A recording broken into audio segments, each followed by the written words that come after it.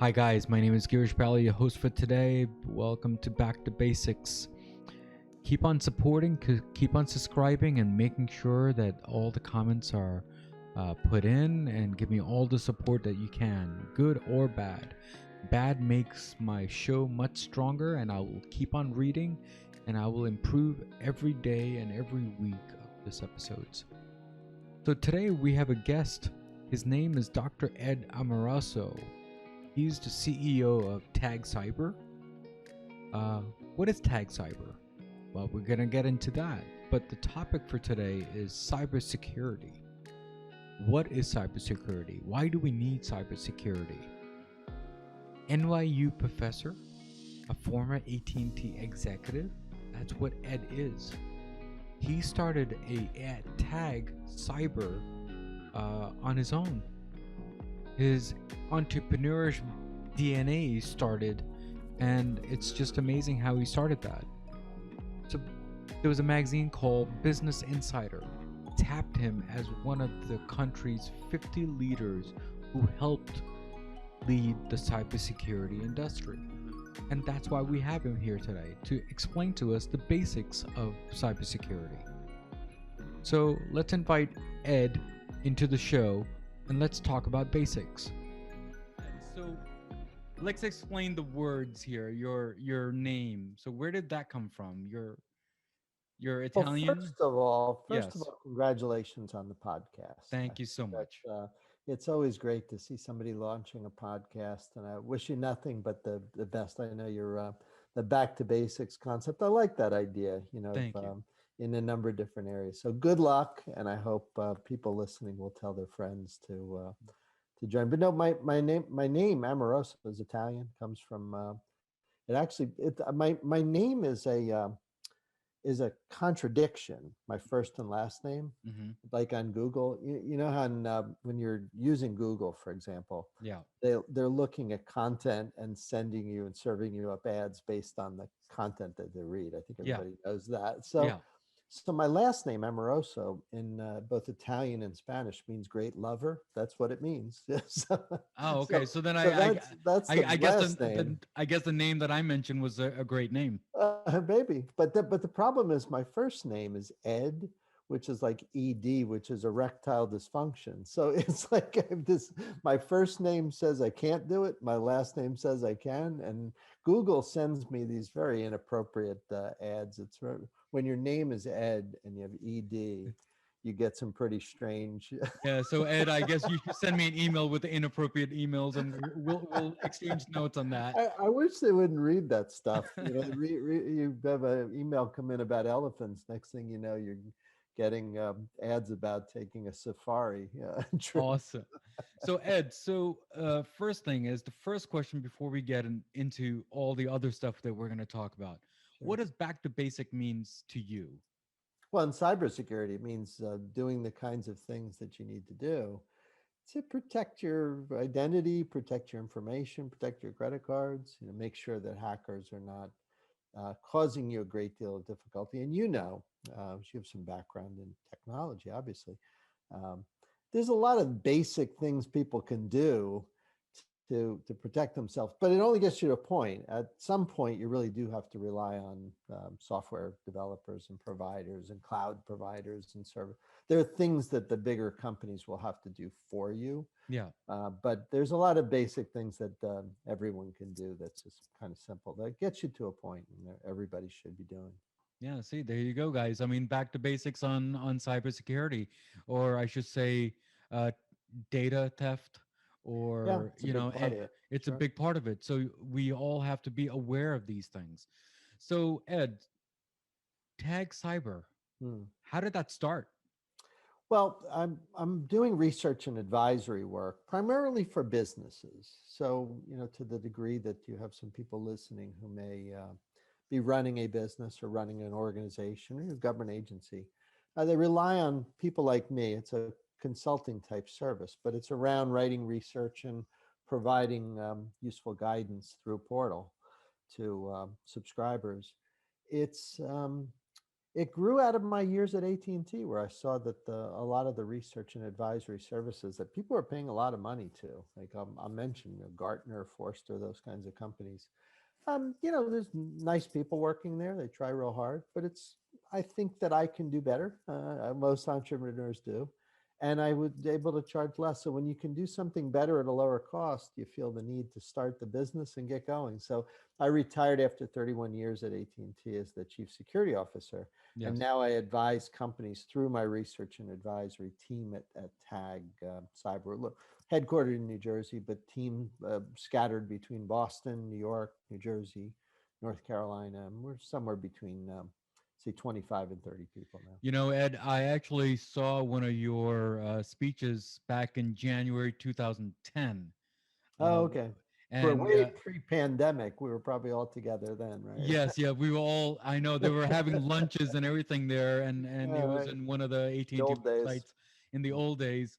So what you mentioned in the speech, do you think that's valid today or Well, more? 2010 was kind of right around the time that cloud services were beginning to get popular. You're an expert in that area. So we were just starting, like the iPhone was only a couple of years old. So Yes, we were starting to see the early glimpses yes, of what we now take for granted. So, so that time, 2010, I would say that a lot was applicable. You go back a few more years, say pre-iPhone, maybe a lot wasn't, because who would have predicted the impact that Apple and that now all these cloud services and social media and YouTube and so on would have had. You go back far enough, say 2005, there was really no YouTube, no social, not much of social media, a little bit of the early underpinnings of some very, very, very early views of what social media would look like.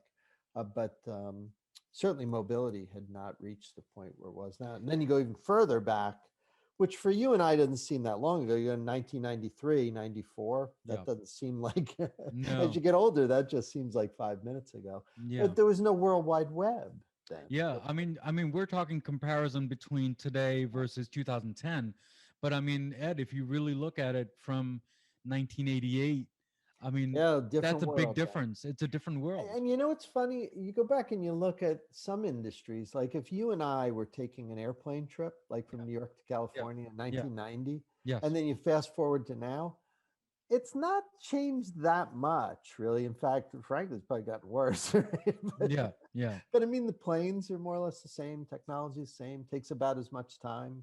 Costs about as much. Just as Yeah, but cramped as you were yeah, but I before. think during the travel time, I think it's gone a little better because of the streaming content that they give during travel time.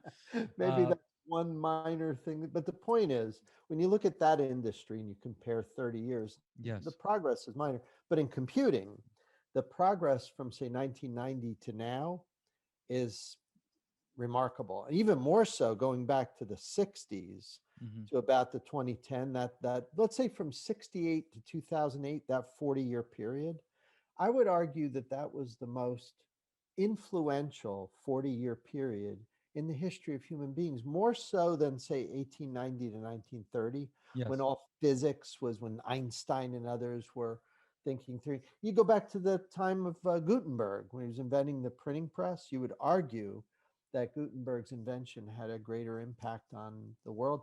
I would argue that the internet has had a deeper and more profound impact on everything Hmm. than maybe almost any invention you can think of. Maybe the wheel was, fire and the wheel were probably bigger, but everything else since, I personally think, pales in comparison to what the computer science community did from 68 to about 2008, after which we took all that inventiveness Hmm. and we started building things. And you have all the, you have Amazon and you have Google and you have yeah, iPhones and we have YouTube and we have streaming and all the things that we rely on now Hmm. and enjoy using are created as a byproduct of those 40 years of innovation. So, Ed, we're going to get into that detail because I have some few questions on that part. But the main question now is, what is cybersecurity? I mean, it's a big word and a big characters, but I think it's a very minute, small thing that people they don't realize. Can you explain Yeah. that? Well, I mean, it's just taking steps to reduce the risk that some hacker, some bad person or group is going to mess you up and like steal your stuff or break your system or block access. I mean, it used to be a bunch of hackers, it was all kids, Yeah. who'd break into stuff and goof around with your website or whatever. And it was more the foolishness of youth and hacking, and it was all partly in good fun, but it could be a real nuisance. So we would think of it as in the context of a nuisance, almost like, Should I raise my hand and say I was one yeah, of them? maybe so. But I mean, like if you were looking at graffiti on a wall, Yes.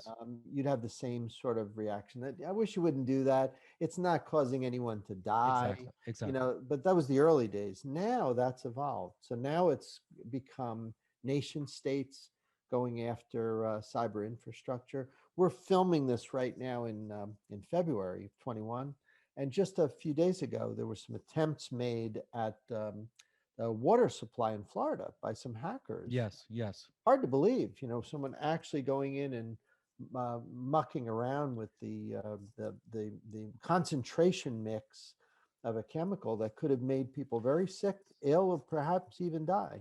So you're getting to some more malicious activity. So hacking was the early incarnation. So cybersecurity, then we called it computer security, was about dealing with these, often young people, Yeah. things that we would consider foolish. So, But so that's progressed. So Ed, I mean, you mentioned about the water pump and all that, right? And that posting I actually saw, and Yeah, it's funny that you mentioned it. I was going to read it, and it's the analogy that you came up with is just amazing on that. What is it called? I think the simple heating pump analogy is used to explain how modernized organization might stop nations state yeah. cyber threats. I mean that's a cool line if you think about it, but think about it from the basic point of view. Um, what do Well, you? you're referencing an article that I posted on LinkedIn recently where I pointed to the fact that I'd had an incident in my home recently where a pump Mm-hmm, that was driving the radiant heat in our floors had broken. I mm, mean, we knew it was broken. One of the rooms was cold. So yeah, you walk downstairs, you look at the big control panel, the pump's not working. So yeah, we called the repair guy to come over. He comes over, he looks at the pump, he knows exactly how it works. mm-hmm, Asked if we'd like an upgrade on the pump. I said, sure. I asked him how it worked. He showed me. I looked on the internet. I saw the pump work. We watched him replace that component, put a new component in, start it all up. He could explain how the whole thing worked. Thing starts firing up. I watch the temperature go up in the room, and it's perfect. So when I think about cybersecurity infrastructure, so now we're getting away from what everyday citizens would do, but now more into what your service provider or Microsoft or a big company, where a place where you work, where you have an IT security team, they all have to do things to reduce risk. And you mentioned critical infrastructure. So people who work in a water company mm-hmm, or power company. I sit on a board subcommittee for the large power company here in New Jersey. mm-hmm. We advise them on what to do. So when they're thinking through how do we deal with security and how do we make sure hackers can't get access to our systems, my observation is that they tend, these larger organizations running big consequential infrastructure like nukes or water supplies, they tend not to understand their systems as well as that repair person who was replacing the pump.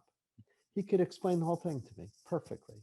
He could replace a component, put the other one in, show me exactly how it works.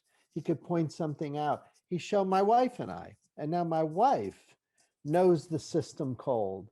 So the idea that there'd be somebody tampering with that is much lower risk because we understand the system. If something's not right, we know, and we're going to know quickly. But But if you don't understand it, then it becomes very easy for someone to tamper. And that's the secret. If these large infrastructure providers would take the time to simplify and try to understand how their systems work, it becomes much harder for someone to hack. And that was my but point. but Yeah. Ed, regarding the water pump and all that, Mhm. let's divert a little to the AI devices. I mean, technically, this is what an AI device is, right? So How about phones and Alexa and Google and Siri? How can we stop, let's say, hypothetically speaking, can we mute it because they're always listening? Yeah, so you're referencing these little IoT Yeah, devices that sit on our exactly. IoTs, Wi-Fi exactly. and listen to voice. Well, yeah, again, these are all devices that have an administrative interface. You can set them up. Like I have Google Mesh here in my home, and I can talk to the router and tell it to do stuff. And sometimes it's on, sometimes it's off. I understand it, frankly, less than I probably should. But the key is to understand, like you mentioned, these Alexa devices. Can they do this or that? Well, they're actually pretty simple to understand. I don't have them here in the house. Just don't use that product, but my kids do, and they understand it perfectly. When I walk into my daughter's room, and she lives in New York City, when I walk in, I say, "Alexa, turn the lights on." It goes on. It's always listening for that sort of thing. She has it configured that way. She knows what she can and can't do, or shouldn't do, because she took the time to understand it. If you're ignorant to how these devices work, then you're more vulnerable. So that's one sort of message for your listeners here, that if you're going to be using equipment, systems, tools, apps, devices, probably takes a little bit more time than just plugging them in. But if you take the time to learn, then that's the first step toward being more secure. Because if you understand how they work, you're less likely to misconfigure into a scenario that you may not want. So, So learning is and understanding is the most so important. there might be like two, three-part questions. So, is too many devices at home? It's more vulnerable. Do you think? It's not the number; it's your understanding. Exactly. If That's you're really a total gearhead and you know how to put things together and you yeah. understand how things are in place, Yes. have at it. But if you're not, then every time you bring something new in that you don't understand, you really have no clue how it works, then you're likely to misconfigure it. Now that's where the manufacturer comes in. Let me give you an example. If if we brought an older television into your home without like a non-smart TV, and it's just plug it in, you have a clicker. You and I know there's not too much that you could do to get yourself in trouble with that. And I was going to hack you with that. So whether you have one of those TVs or 1,000, it doesn't matter. You're not going to get hacked. But smart TV is a different story, Hmm. right? These are internet connected devices, That's right. sometimes with a keyboard. Then it's a little different. Now you might be getting malware onto that. Someone might be monitoring what you're watching. Somebody might be stealing your account and this and that. So manufacturers, as they introduce more capability, they create more obligation for the consumer to understand how these things work. So that old computer where you just had a clicker and it was 57 channels and it was easy, there wasn't much security issue. Now with these smart TVs and dozens of streaming services, and I in my living room, when my wife and I sit down to watch TV, I sit down and on the couch I have three clickers and they all do something different. One for my Apple TV, one for the television to select input, another this, and I have universal clickers and I know how to program those things, but it's still more convenient to just have three clickers. That's crazy that I need three device interfaces to control the thing. The manufacturers and the software developers have not made that easy for us. Over time, it'll get better. But those are all opportunities for me to misconfigure. That's a challenge. So manufacturers should be making things simpler, and end users should be being careful not to buy and use devices that they don't understand. So, so guys, my listeners, I want to explain something to you. Many devices does not mean that you're vulnerable for the security. It's That's actually right. more of a person who is going to be taking care of their own security at home. So it means what? Means that you're going to have a good firewall, a good router configured correctly at home, and then channelize those things properly. Now, regarding what Ed said, yes, things are getting more complicated now versus the analog TVs that we used to have, but we need to be a little aware of that. Uh, we need to make sure that what we're clicking and what data we're giving. If you have heard the word called data breach from big companies, what does that mean?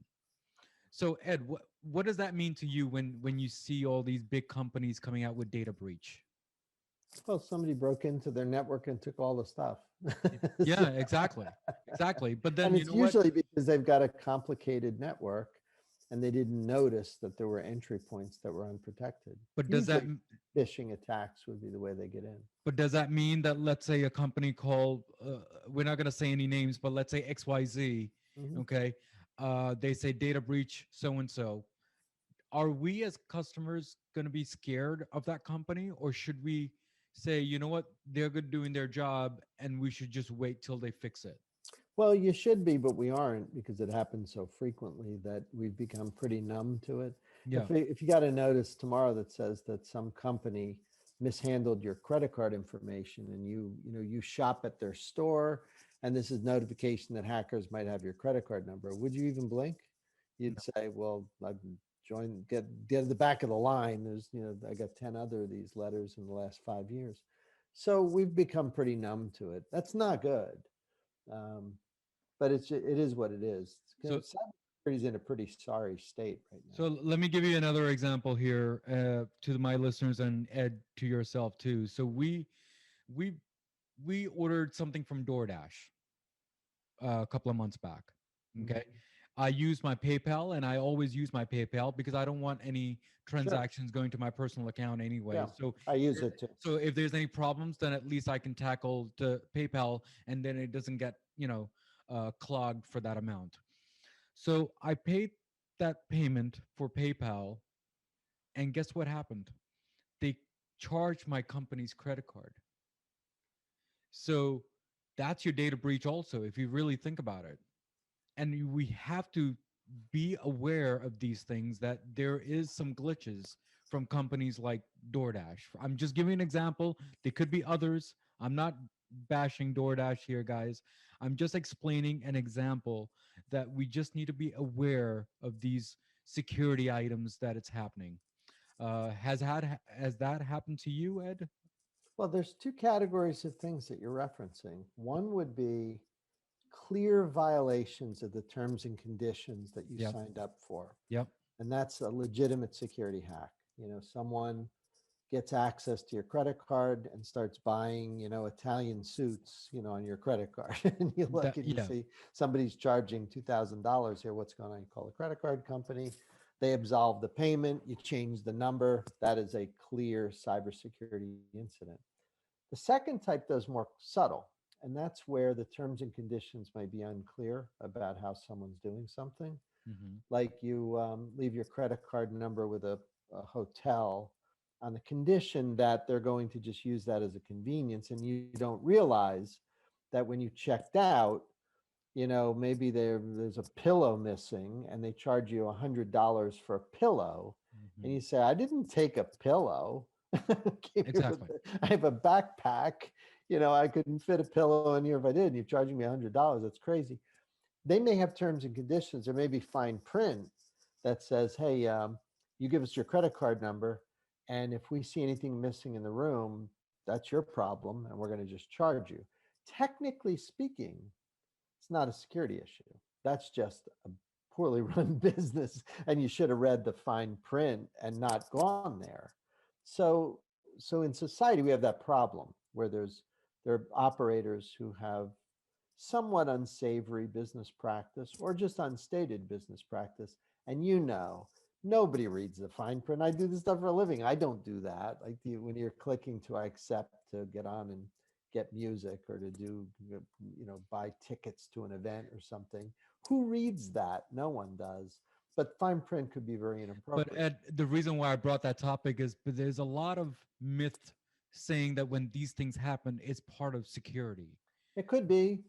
Security means that something malicious has happened, some Yes. violation of stated policy. It's clear. Like somebody comes in and breaks the window in your home, climbs in, takes things, and leaves. But if, for example, somebody was playing baseball on the street and the baseball goes over, the fence, and boom, it breaks your window. Both cases, the window is broken. The first one's clearly a security issue. The second one is not security. They broke your window. They have to be held accountable. A bunch of kids have to pay the money to fix the window. But that's not security. There was nothing malicious there.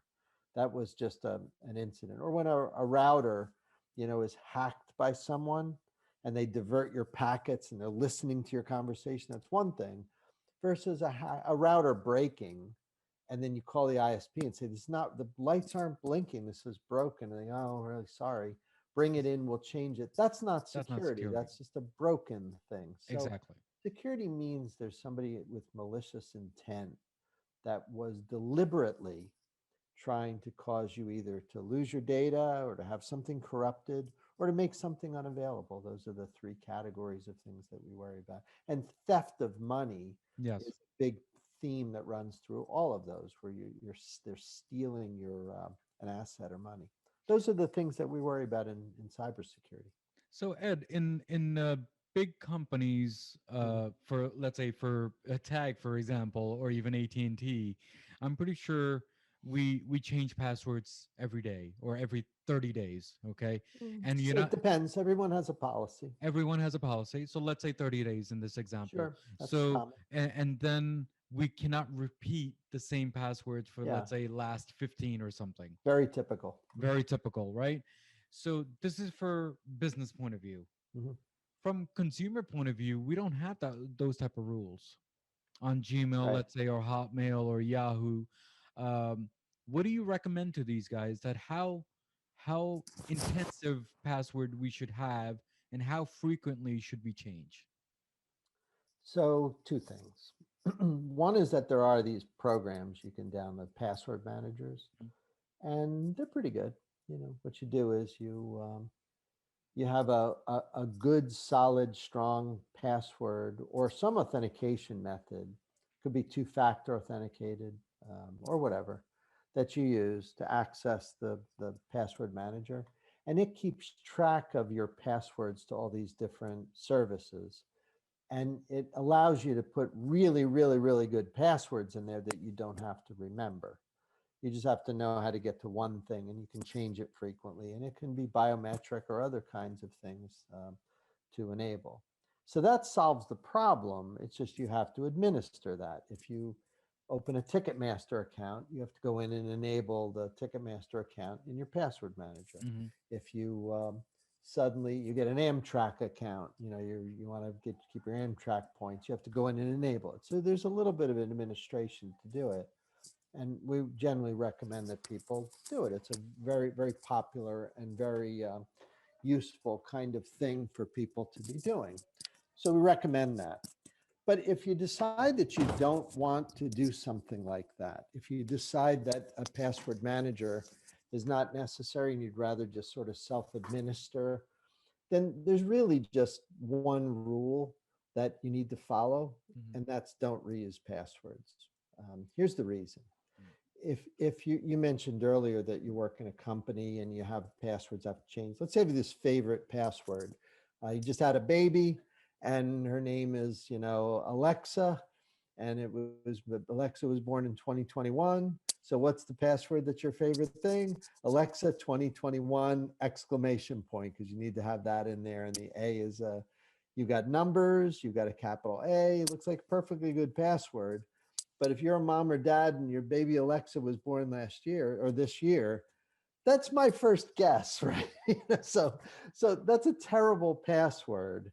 Um, but let's say you pick that and you use it at work, and then it expires over 30 days and they make you change it.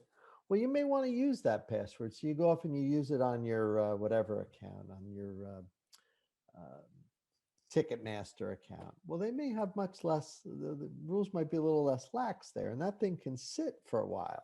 Hmm. And let's say it gets hacked. Hmm. Well, now they have less rules. It's sat there for a while, it gets hacked. Maybe you got a note saying that they got hacked. If you use that password anywhere else, then that's going to be the first thing they do, because when passwords are hacked, they look at your name, they look at the password, and they'll go to 100 other services that are popular looking to see if you use that password with your name at that bank or at that service. They're going to check. These are all automated ways of checking. So if you have one place where a bad password is allowed and you reuse it, you'll get caught. So you never, ever, ever, ever want to reuse passwords in multiple places. I can't tell you not to pick dumb passwords because people will, you want to try not to, but I can't do that. But one thing I can do is say, even if you have to get a little book and write them down, that's better than reusing. That the worst thing you can do is reuse a password across multiple things, because if one place gets caught, that will cascade over and your account will get hacked in So, it. so Ed, Never reuse passwords. you brought up a good point. Put that onto a pencil and notebook, right? But what people they do is they go to these some websites on cloud and save it there. Yeah, Is that's that not a good idea. is that No, safe or is that not? no, absolutely not. I mean, a password manager is safe, no question. And these, increasingly, we're all using mobile push, right? You have services where you get in, you may have to use a password to get in. It's less imperative if it's two-factor protected, that if I type a password in and then it's sending a text or a push to my mobile, I grab my mobile, I see it, I click on it, I get in the website. That's very safe. That's a one-time second factor. If you've got that, you have nothing to worry about for the most part. But if it's just a password, like with Facebook, it's just a password, right? It's not two-factor. With that, your Facebook password should not be the same password you use with your bank, for example, because there are still many banks that just use a password for you to access the account. Not all of them are two-factor. A lot of community banks, smaller banks, credit unions, no second factor. So that would be the one thing I would recommend. People go, oh my gosh, pick a good password. Everybody's already had that beaten to death. They already know that. If they're going to do it, they do it. Like I tell people, don't smoke, but apparently 25% of people smoke. So you can't make people do what they're not going to do. But the one thing that really would be wise is don't reuse them. If you're gonna come up with passwords on your own, just if you get a book and write them down, that's better than using the same password and not writing it down. I'd rather you write it down on pencil and paper and not reuse. That's better. But the best of all is two-factor. Second best, password manager. Third best, pick different passwords and write them down. Worst case, picking bad passwords and reusing them over and over again. That is the least safe configuration, and you will get hacked. There is one sentence that I have grown up, these cybersecurity field, in the technology field, is that you yourself are the firewall, Yeah, that's a good way of thinking of it. I agree with that. because you have to go and let in or don't let it in, Yeah, and, I and, agree and with that. That's yeah. that's a good moniker. So you brought up one of the questions on Twitter a few days ago, or maybe yesterday. I'm not really sure.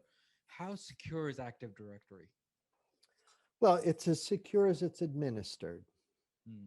right? So Active Directory is a lightweight directory access protocol that's used in businesses to keep track of employees and resources and assets on a network. It's a big yellow pages for your network, basically. Yeah. It's a tool. An Active Directory, that name is a Microsoft product, but Active Directory has become to corporate directories what like escalator is to moving stairs. It's both a That's right. product name and also a general description of corporate directory services. So it's as good as it's administered. If you administer it poorly, which is common, then you're going to have spectacular security risks. If you administer it well, then it can be a useful tool.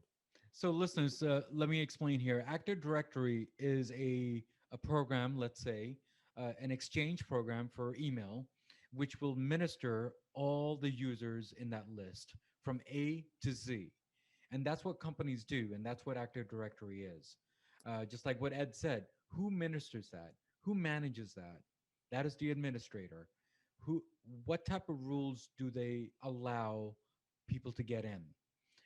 big passwords like 36 characters, or small, which is 5 characters. It all depends on the Yeah, rule of each that's right. company. Mhm. So that's what they try to do there. So, Ed, before we leave today, any last words that you have for Back to Basics and your last comment, let's say, about cybersecurity? Well, it's nice that you're covering this topic with your listeners. That's great. I hope that they have listened and hopefully learned something. In our day to day sort of lives, I think we're going to find that this topic becomes more important. We saw it with the election, recent election in 2020. Yeah. See how important cybersecurity is to the discourse. And I would say just make sure that you stay on top of these issues as a citizen, as a voter, as a just a participant in your community. This has become a relevant topic. It's not something that you can just be sort of ignorant to. You need to understand these topics to vote properly, to be a good citizen, be a good neighbor, and also to protect yourself and your family. So I'm glad people are taking the time to learn a little bit. Thank you, Ed, for all your time and coming on Back to Basics and go to the detailed, minute detail about security. And thanks for your insight and your all your hard work that you're doing. And I'll keep on watching on Twitter and keep on following. I mean, I've been doing it for a couple of years now, but thank you again, and just keep on doing what you're doing. Excellent. And again, good luck with your podcast. Thank you again. So, guys, we just met Ed for the cybersecurity, and I have a quote for the day. The quote of the day is: "There's no silver bullet solution with cybersecurity. A layer defense is the only variable defense," and that's by James Scott. That defines what we talked about today, guys. So, cybersecurity is very important to day-to-day lives, and that's what we did today. We went everything down back to the basics. So, as at the end of the sentence, at the end of the episodes, I always say everything in life goes back to basics, and that's what we did today. I'll see you next week. You enjoy. Thank you. Next week's episode on Back to Basics. To actually see things become more successful, reach more people, get more people involved, get more people inspired.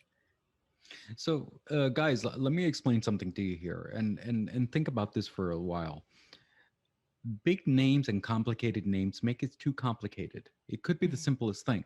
So, if you really look at it, the name of my podcast is Back to Basics. We go to the basics of the root of how you care about the world and yourself. And this is how she created her world also, very with simple words: care more, be better. How simple is that? So if you make it simple, as a business or as a podcast or even your life will go smooth. So I read on one of your website paragraphs, and it said, respond to people's kindness to oneself by being kind to someone else. Mhm. Explain how did that sentence come in, because I like that sentence on the website there.